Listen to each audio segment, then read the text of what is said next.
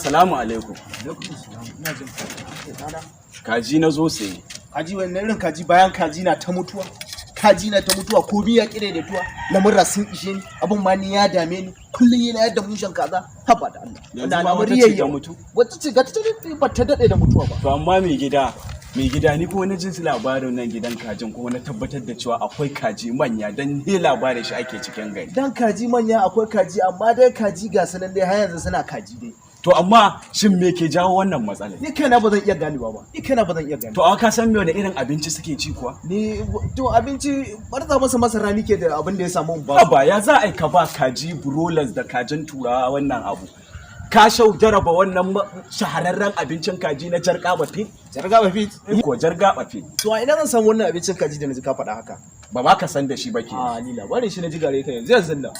To yanzu kana buƙatar shi. Ina buƙatar shi in Allah yarda. To garzaya zuwa Alkhairat Agrobet Malumfashi domin samun ingantaccen abincin kaji na musamman da kuma magungunan su kala daban-daban. Ko za mu iya zuwa da kai domin in gane ma idona? Ka san zuwa da kai ya fi sako. Sosai ma kuwa, bari ma in kama hannunka mu yi ta tafiya.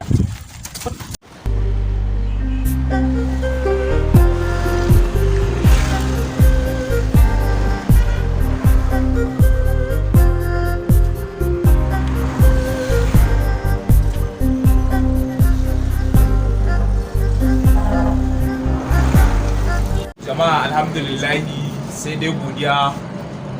Na yi amfani da ingantaccen abincin kaji na jargaba feeds da ke a nan Alkhairat Agrobet Malumfashi. Na ji daɗi, shukurallah, sai godiya ga Ubangiji. Kaji na sun samu sauƙi sosai.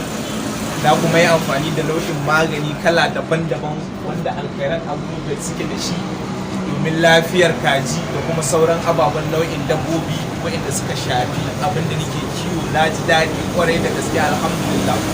Alkhairat Agrobet Malumfashi sun tana da dukkan wani nau'in irin abincin kaji da kuma nau'in magani wanda mutum zai yi amfani da shi domin kula da lafiyar dabbobinsa.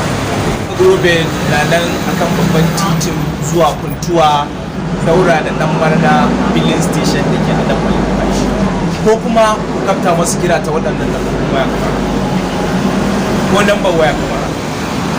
Gode sai kun zo.